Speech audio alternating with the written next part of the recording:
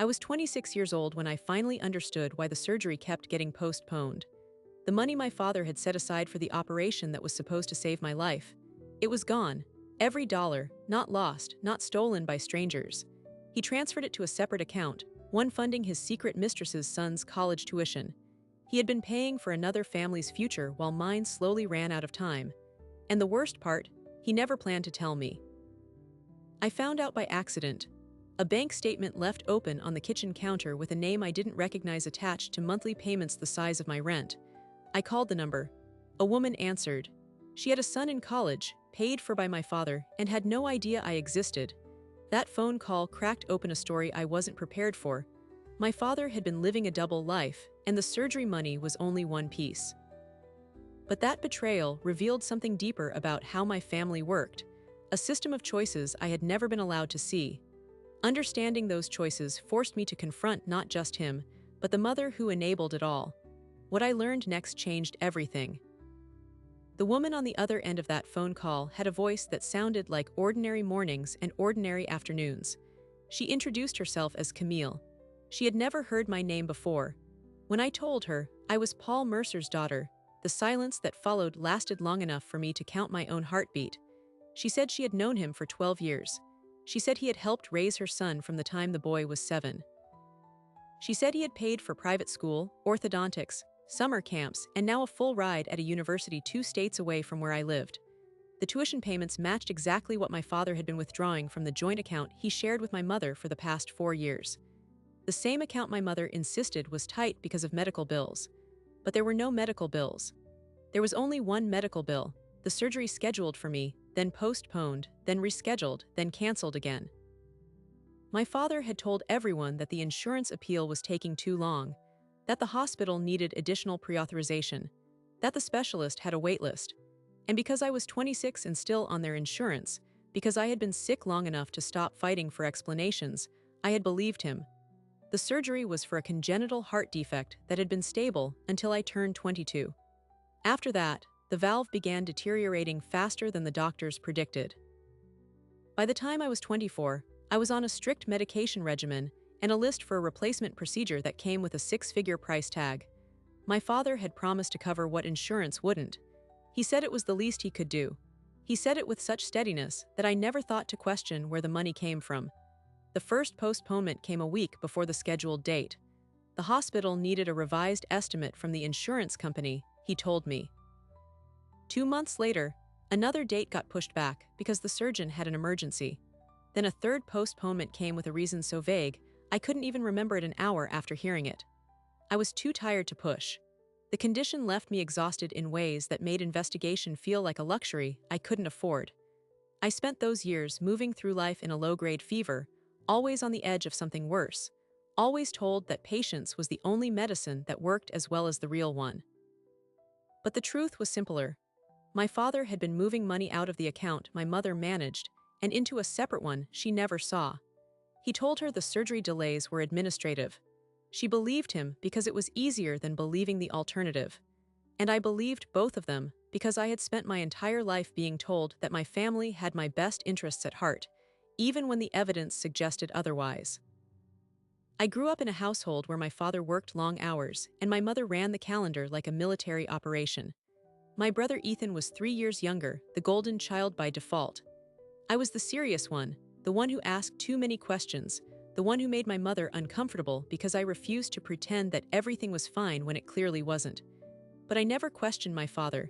He was quiet and steady and never raised his voice. He gave me the impression that he loved me without having to prove it in obvious ways. That made his betrayal harder to absorb when it finally arrived. After I hung up with Camille, I sat on the floor of my apartment for 40 minutes. I called my mother. She answered on the second ring. I told her I had found the statements. I told her about Camille. I told her about the tuition payments and the timeline. She didn't deny it. She said she had known about the affair for 6 years.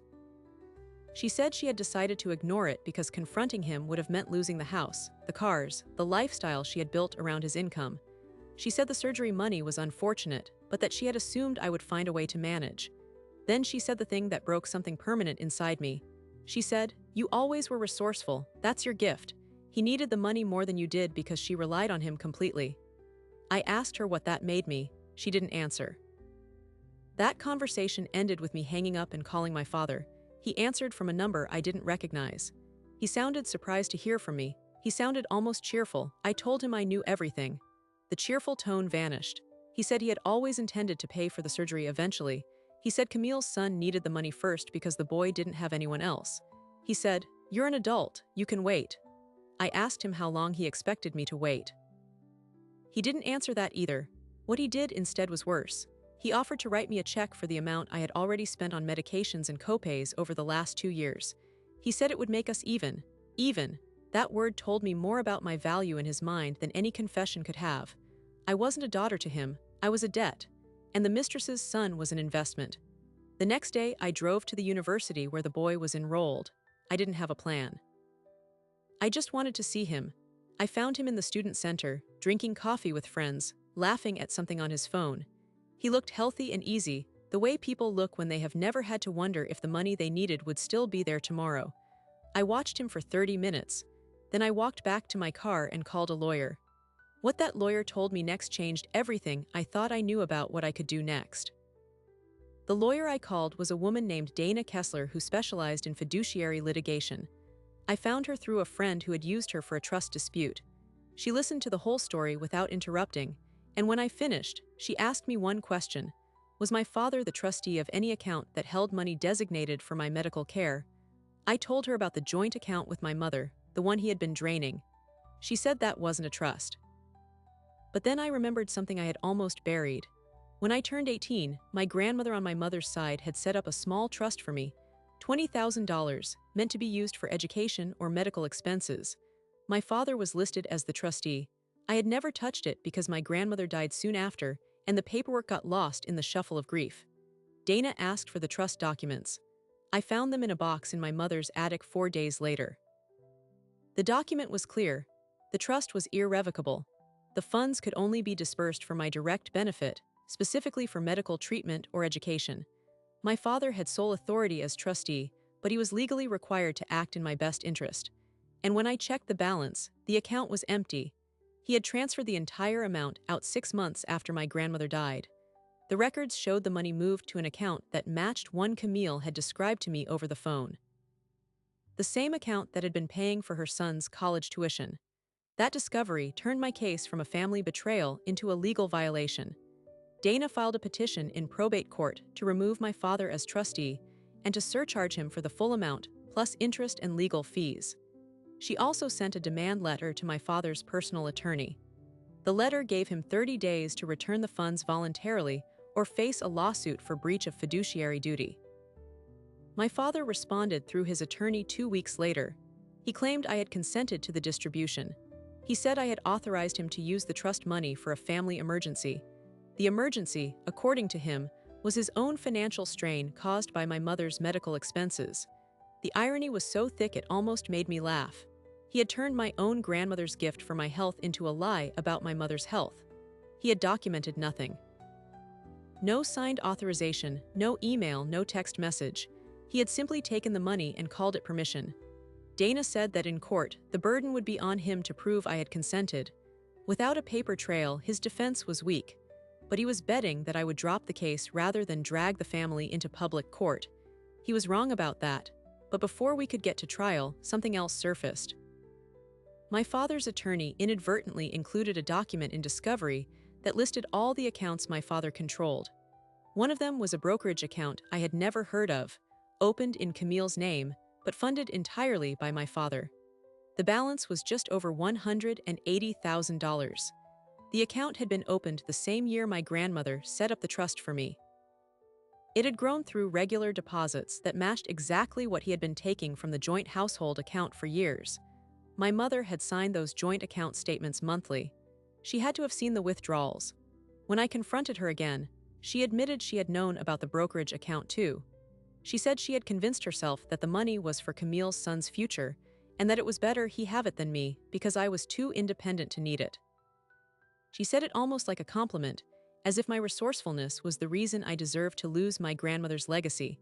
That was the moment I stopped feeling hurt and started feeling cold. I told Dana to push for a full accounting. The court ordered my father to produce every financial document from the past 7 years. He stalled for another month, but eventually we got the records. What they showed was a pattern so calculated that it reframed everything I thought I knew about my parents' marriage. My father had been skimming from the household account for over a decade. He had used the money to pay for Camille's rent, her car, her son's private school, and eventually the college tuition. The total skimmed amount was just under $400,000. Of that, approximately $62,000 had come from accounts that included funds designated for my medical care. The trust money was just the beginning. He had also rerouted insurance reimbursements meant to cover my prescriptions into a separate holding account that he later transferred to Camille. The surgery money, the money he had promised me directly, had never existed as a separate fund. He had been planning to pay for it from the household account, but he had let the account drain so low that by the time I needed the surgery, there was nothing left. He had let me believe the delay was administrative when it was actually arithmetic. My mother had been complicit in the deception. She had not been a victim. She had been a collaborator who traded my health for marital peace. I filed an amended complaint adding a claim for fraud and seeking punitive damages. My father responded by filing a motion to dismiss, arguing that the trust was a family matter and did not belong in court. The judge denied the motion. Then my father did something I did not expect. He called me. It was the first time we had spoken since the initial phone call where he offered to make us even. He asked to meet in person. I agreed. We met in a coffee shop near the courthouse. He looked smaller than I remembered. He sat down and told me that Camille had left him after the lawsuit became public. He said she had not known about me either, not really. He had told her that his daughter was estranged and that the money was freely given because he had no other obligations. He said he had lost both families now, and all he wanted was for me to drop the lawsuit so he could try to rebuild his life. I asked him what life he thought he was rebuilding. He didn't answer. I asked him if he understood that I might die without that surgery.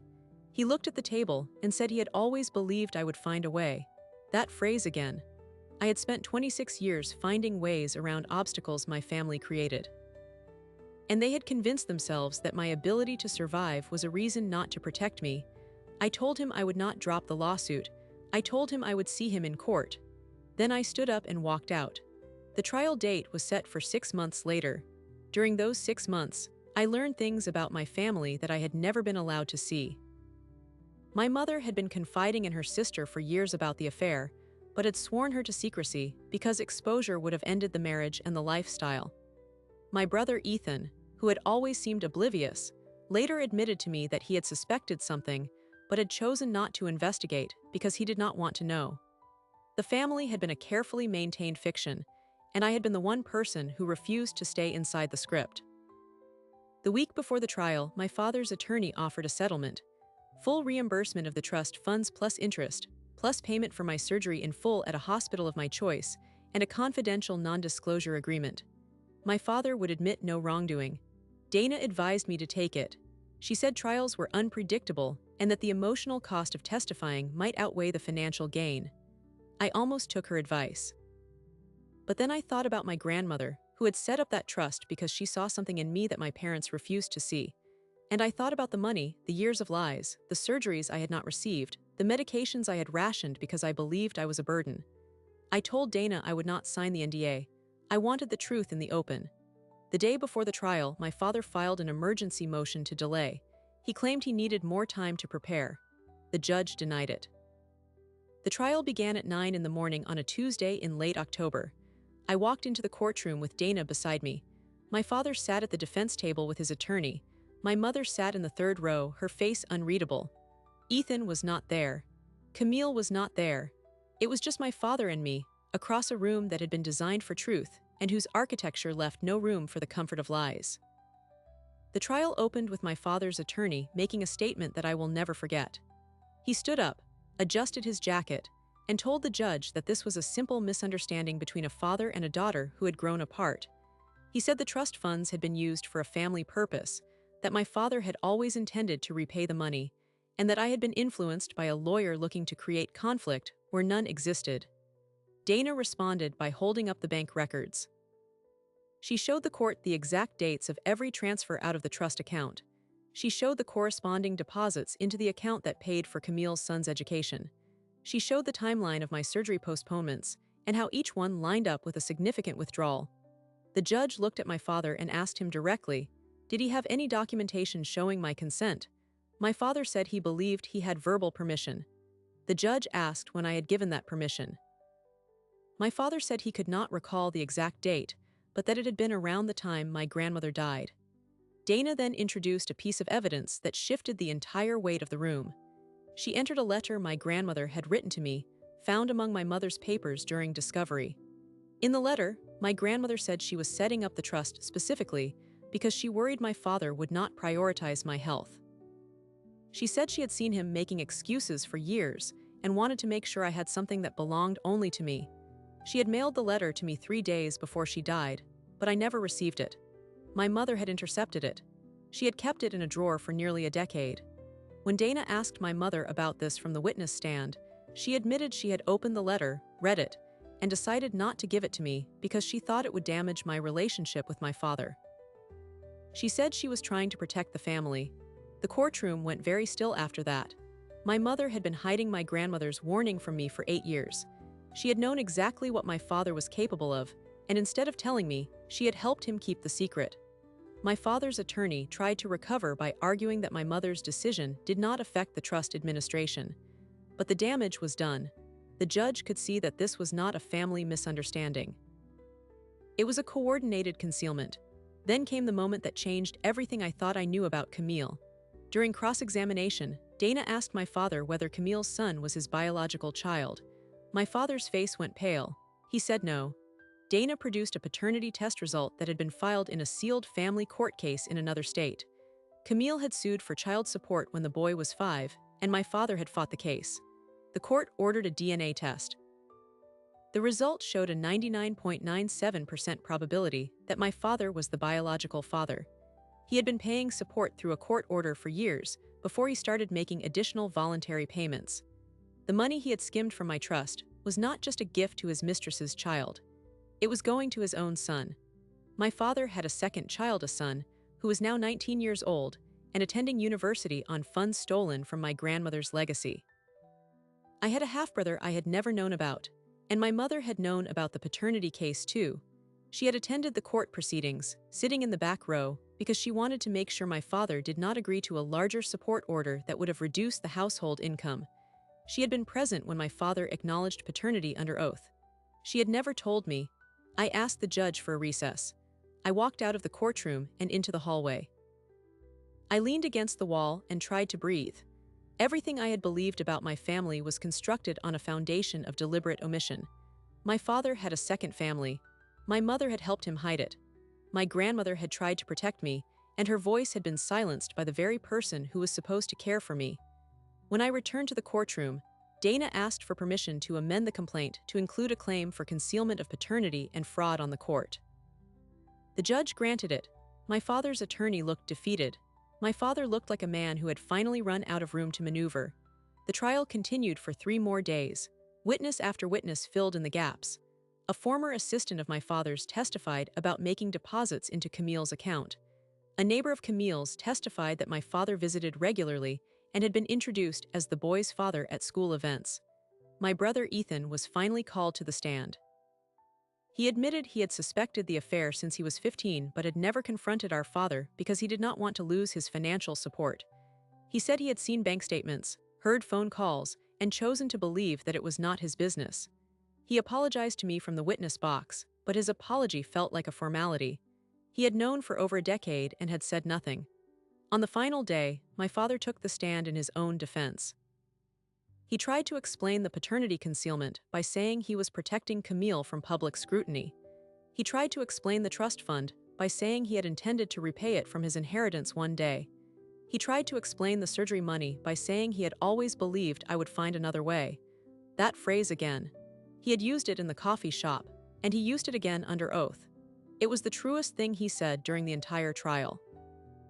He had never believed I needed protection because I had always managed without it. And that belief had justified every choice he made. The jury deliberated for 4 hours. They returned a verdict finding my father liable for breach of fiduciary duty, fraud, and concealment. They awarded me the full value of the trust with interest, plus punitive damages of $50,000, and ordered my father to pay all legal fees. They also recommended that the court remove my father as trustee of any account associated with my care, which the judge immediately ordered. The judge also referred the paternity concealment to the district attorney for possible criminal investigation. My father left the courtroom with his attorney. He did not look at me. My mother walked past me without speaking. My brother waited until the hallway was nearly empty, then shook my hand and said he was sorry. I believed him, but that did not change what he had failed to do. I walked out of the courthouse into the cold October air and realized that I had won the legal case, but I had lost the fiction of a family. What I had left was the truth, and the truth was going to be harder to live inside than the lie ever was. But the surgery was now possible. The money was there, and I had a choice to make about what kind of life I wanted to build on the other side of all this wreckage. That choice did not come easily. It took months of silence, months of healing, months of learning how to trust my own judgment again. But the first step was the hardest one.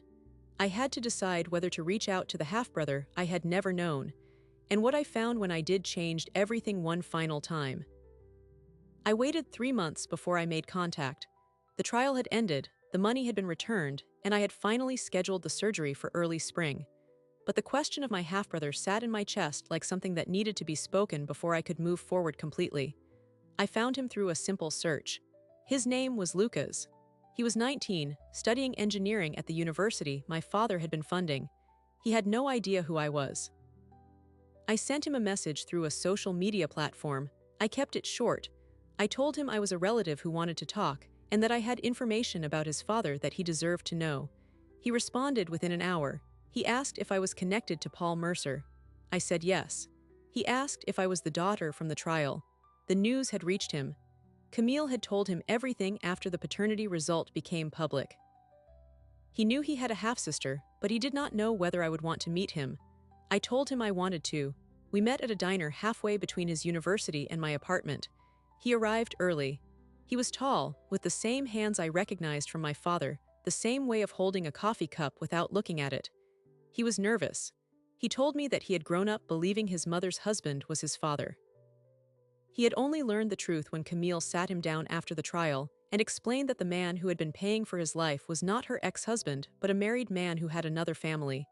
He said he felt guilty. He said he had spent years benefiting from money that should have been mine. I told him that was not his fault. He had been a child. The choices were never his. He asked about my heart condition.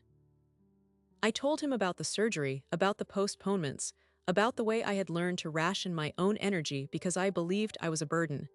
He listened without interrupting. Then he said something I did not expect.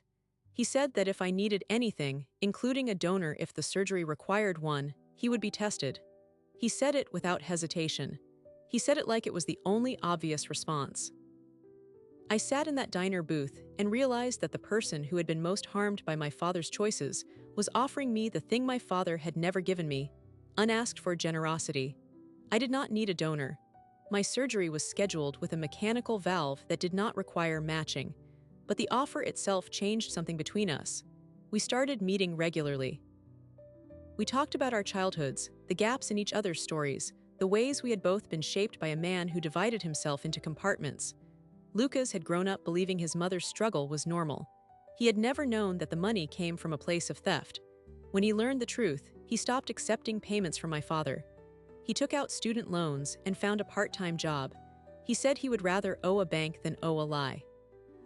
My mother, meanwhile, had retreated into a version of reality that required no accountability. She told mutual acquaintances that the trial had been a misunderstanding amplified by lawyers. She said I had always been dramatic. She said the surgery was never in real danger because I would have found a way. She repeated the same phrase my father had used, as if it were a family motto they had agreed upon without my knowledge. I stopped correcting people. I stopped trying to prove that my pain was legitimate. The people who mattered already knew.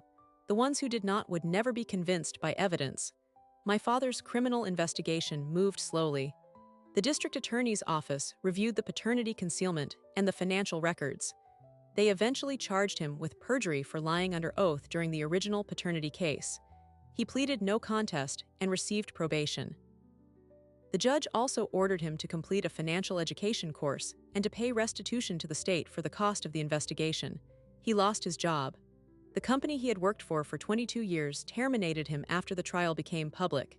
He was 61 years old with no retirement savings, no health insurance, and a reputation that made him unemployable in his field. He moved to a smaller apartment in a different state. He did not tell me where. I did not ask.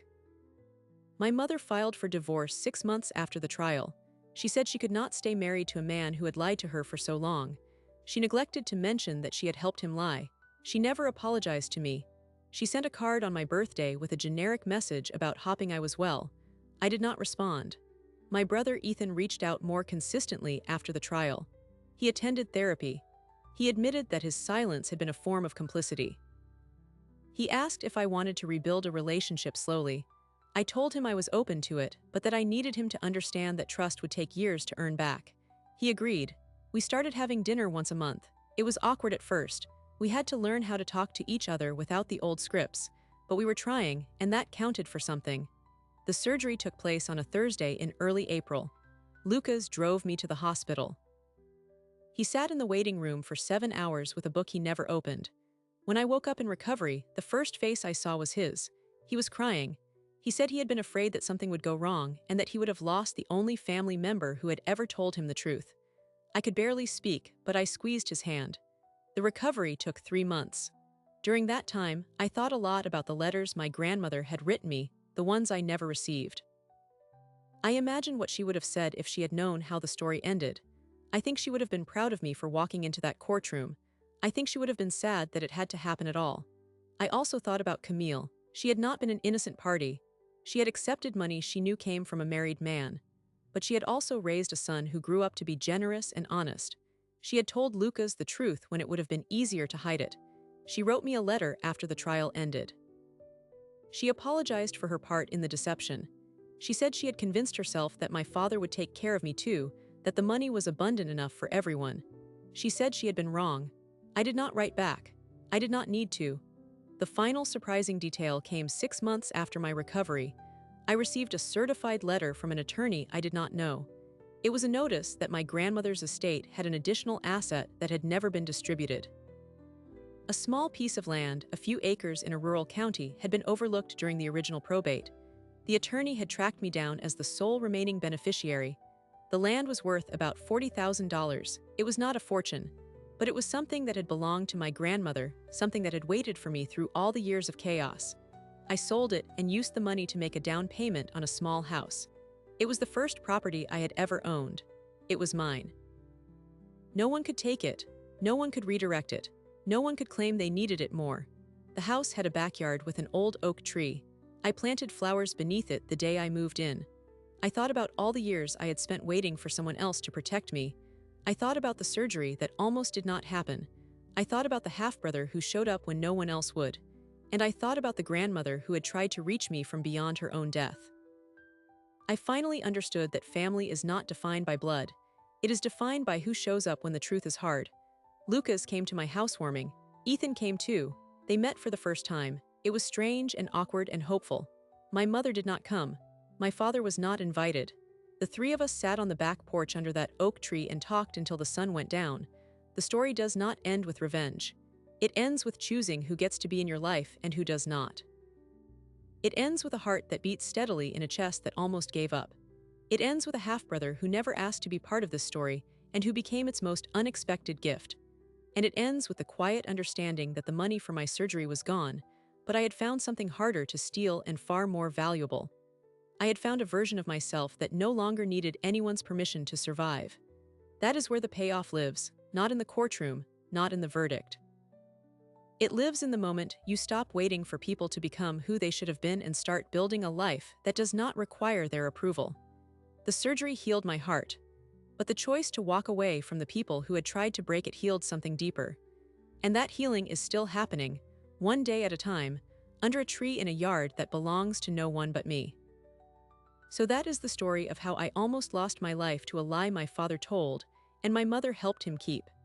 It is also the story of how I found a brother I never knew, a piece of land my grandmother left behind, and a heart that now beats on its own terms. I share this not because I want pity. I share it because financial abuse inside families is invisible until someone decides to make it visible. The money for my surgery was gone, but the mechanism that took it is far more common than we want to admit. A parent who prioritizes one child over another, a spouse who looks away, a system that assumes families always act in good faith. These things do not announce themselves. They accumulate in small, deniable choices until one day you look up and realize the person who was supposed to protect you has been spending your future on someone else's present. I think about my grandmother often now. She tried to reach me with that letter and my mother intercepted it. But her voice still found me in the end, through a piece of land that waited years to be claimed. That land became my home. It reminds me that even when people fail you, the truth has a way of surfacing. Sometimes it takes a courtroom. Sometimes it takes a DNA test. Sometimes it takes a brother who shows up in a diner and offers to be a donor before you even ask. If there is one thing I want you to take from this, it is that family is not defined by blood. It is defined by who stands beside you when the story gets ugly. Lucas stood beside me. Ethan is learning too. My parents chose other things. That is their loss, not mine. I do not know what your story looks like. Maybe you have been the one who was pushed aside, or maybe you have been the one who stayed silent when you should have spoken. Either way, it is never too late to choose differently. It is never too late to stop being the person who made excuses for people who hurt you. And it is never too late to walk away from a table where you are only welcome as long as you stay quiet. Thank you for listening. If this story stayed with you, I hope it reminds you that boundaries are not cruelty and that peace is not the same thing as silence. If you have been through something like this, or if you are still trying to find the courage to leave a situation that diminishes you, know that you are not alone. And if you want more stories that explore the real cost of betrayal and the harder path of healing, consider subscribing. Because the truth is worth telling, and your story might be the one someone else needs to hear next.